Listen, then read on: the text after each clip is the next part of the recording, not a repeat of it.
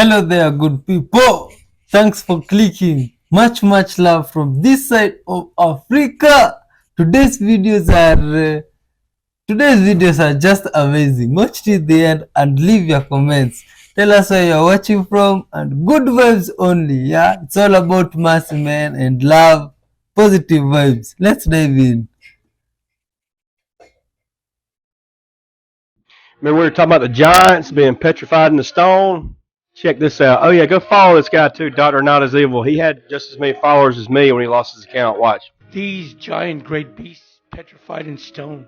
I don't know what happened to this world, but it was strong enough to petrify these giant great beasts right where they were standing. It must have been a really evil time for this to happen. Or could have this just been an unfortunate accident that this happened to this giant world, and we only see glimpses of its petrified past?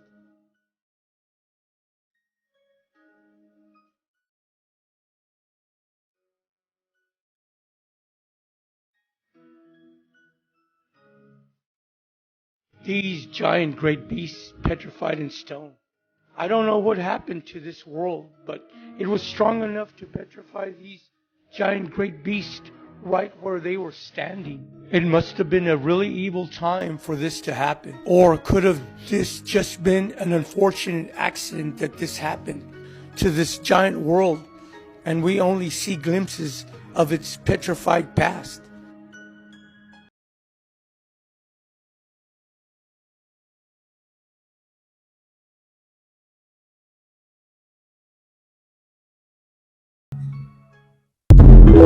Yo, what do you think happened, man? The wrath of God. You don't contest gender with gender.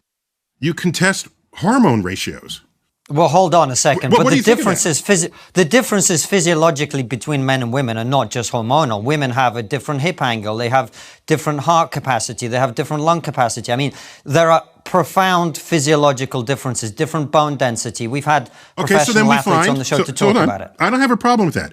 So then you find ways to slice the population so that whatever the event is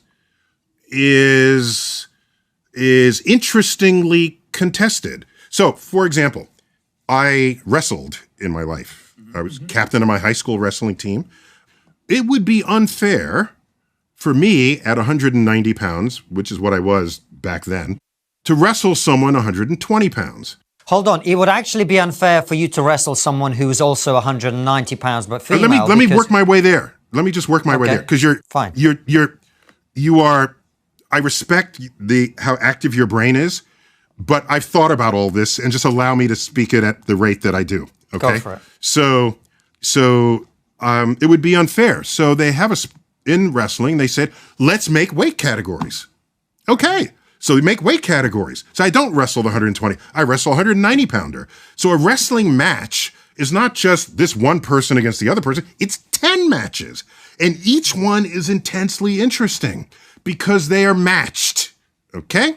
So what the trans conversation is foisting upon us is the need to find ways to slice the athletic universe such that we still have interesting, fair matches. And is it a combination of, did you go through puberty as a male and then transition? Did you have puberty blockers? What is your hormone level now if you want to compete? So it requires more creative thought. Rather than saying no to it all, let's be creative about this, as we were with wrestling, as we are with practically any other sport. In rowing, there's a heavyweight rowing and there's lightweight rowing. They don't compete against each other. Somebody came up with that to resolve the problem because more than one category of person wanted to compete. So I agree with you, it's an unsolved problem, yes, but it's not unsolvable, given what we know about human physiology. So why not rise to that occasion and solve it, rather than take your older view of the world and force modern emergent conduct of people to fit that? Okay, well, can we just come back to the female shortlist and other opportunities that women are afforded by virtue of being women, and them now being excluded from that because males are entering that competition? Yeah. So a deeper problem. Thank you for bringing that up. A deeper problem there is why were women underrepresented to begin with? What kind of bias exists within Parliament or among the voters, maybe even the female voters, that prevented the representation from being there in the first place? That's a whole other social question that maybe can and should be answered at a deeper level than a quota coming in after the fact. Oh, I'm not a fan of quotas, but if that's they how exist, I would address that question. Hold on a second. That's not addressing the question at all. The question is, female shortlist exists. Should biological males be allowed to enter those female shortlists? That's as simple as the question is. Yeah, I'm saying I would ask why you have the short list in the first place. It's because there's something deeper that's wrong with society, that women are underrepresented in governance. So to say now, to protect that now and not try to get to the root of that problem, I think is the cart in front of the horse. So I would go deeper to that problem. So but you don't even have to have there are that question. women whose opportunities are being curtailed today because they are being forced to compete, whether in sports or elsewhere, against people who have some kind of advantage over them. We're in a transitional period, so we have to figure that out. But the way to figure out things that require solutions to progressive change is not to regress it to how things once were. If that were the case, I would still be drinking from a segregated water fountain. Okay? Oh, let's merge the water fountains and let's create the opportunities from below so that we don't even need the short list. Okay? That's how I would approach this. So yeah, we're in the middle of solving that problem now. Let's figure it out together. I think a lot of people would have an issue with what you're saying, Neil, is because they see women being denied opportunities. They see an unfair playing field, metaphorically and literally speaking. So fix the playing field, damn it. What don't say it's an unfair playing field, so all of a sudden the big issue is trans women taking the slot of a woman in an unfair playing field. Fix the playing field. And you know something? The day you fix that playing field, this conversation will look completely ridiculous. That's what I'm trying to tell you. Oh, what did you understand? Please share your thoughts. Oh my God. Where am I? And they just laugh. They go, and I thought, are they laughing at me? But they never saw their faces. It was like a hood over them. But I could always see their robes and the golden rope that was wrapped around them. And I knew it was gold. You could feel it. I don't know how to explain it, but you could feel everything. You could feel the textures of the clothing in a different way. So when it all happened, after that, I went into the hospital. I was out. But when they pulled the Gertie out of the ambulance and it hit the road, it jerked me back into my body. And I was back in. Now I'm in pain. I'm a total afraid because you're back into your body real strongly. And I remember as I was going down, I could see all the lights going through the hallway. They're taking me into the ER. And I thought, this is just like the hospitals that they show on TV when they're on the gutter and they're running them down. Oh, this is exactly like that. So it was just a different kind. You didn't have an understanding, but yet you had an understanding. And then my friends came in and I didn't talk to them. I just would do, with my eyes. And then I remember going in, this is what the nurses got, because I'm on the floor, I'm on the table.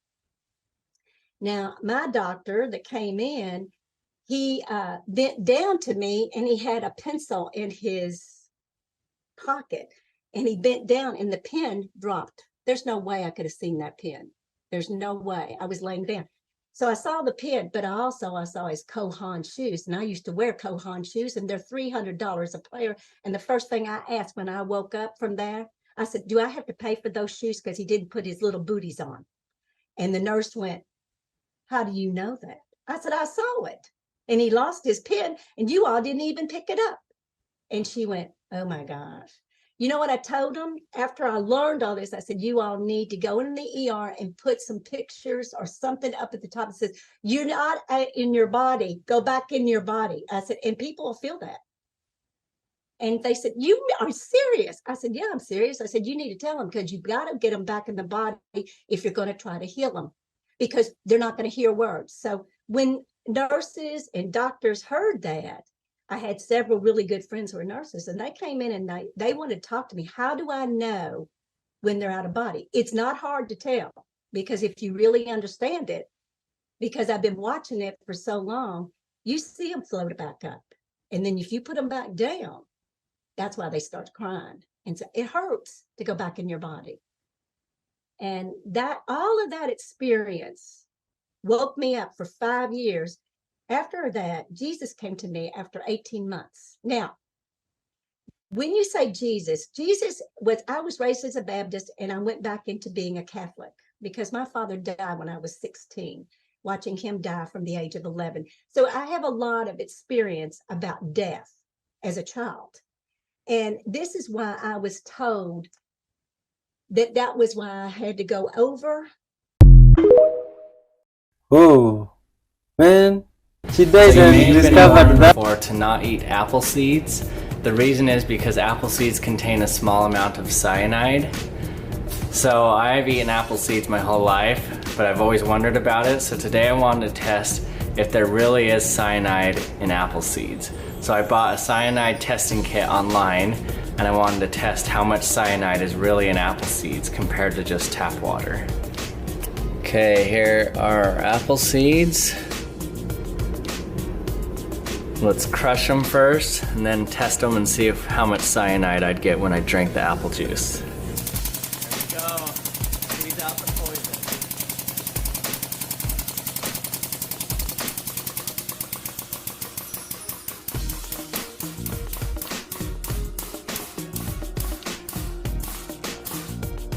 You can see the seeds squeezing out right there. Okay. Let's open it up.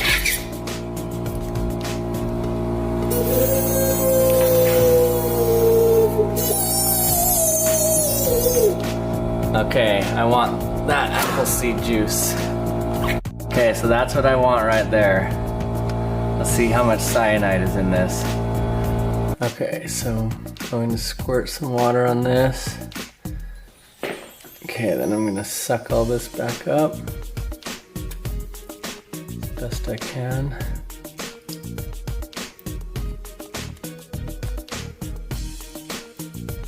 Okay, shall we see if there's any cyanide in our apple seeds? So this is my control here. We know that this one shouldn't have cyanide in it.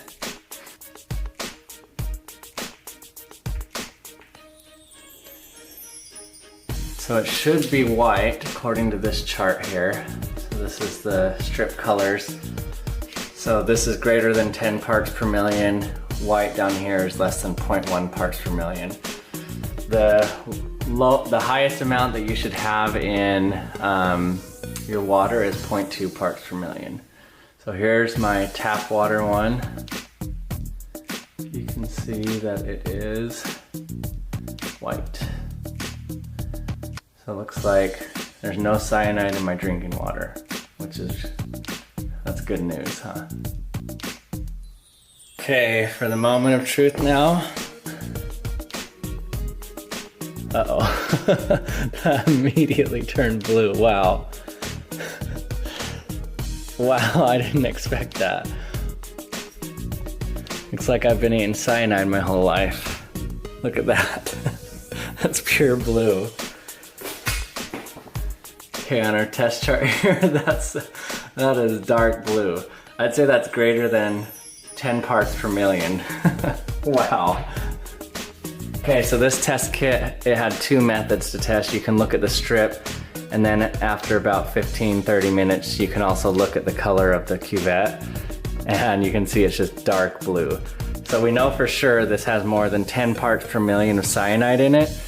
I know that around 270 parts per million of hydrogen cyanide is enough to be lethal. So this scale only went up to 10 parts per million, but it's getting on the same order of a lethal dose of hydrogen cyanide.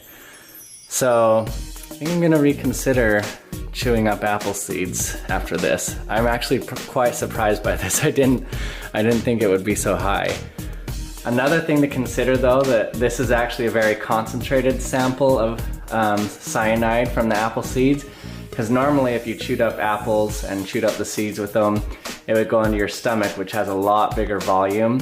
So it would mix with that volume and you'd have a lot less concentration. But this, I just had a little tiny bit of water, around 1 milliliter, and added it to that. And so I concentrated the effect of the cyanide in it. So this is worst case scenario. Looks like worst case scenario could be quite dangerous with apple seeds. Hey, thanks for watching another episode of Every Kind of Scientist. If you enjoyed this video, remember to hit subscribe. And if you have any questions or comments about any of my content, feel free to write me a message in the comments section, and I'll see you next time. Yo, a lot of videos have passed and they're interesting, crazy, creepy. I'd like to hear your comments on all of them. And up to this far, I'm sharing lots of love to you out there. Hit the like button, let's keep watching. You are always stopping by unannounced. So what? You're my mother. It's only common courtesy you should call first. All right, I'll call you next time. Nope, you're gonna call this time. What? We're gonna practice. Get out your phone. Practice? I don't need to practice. Call me. Mom, I'm talking right here. This is ridiculous. I'm gonna show you how this goes. Get out your phone. Oh my god, you're fucking losing it, dude. You are losing it.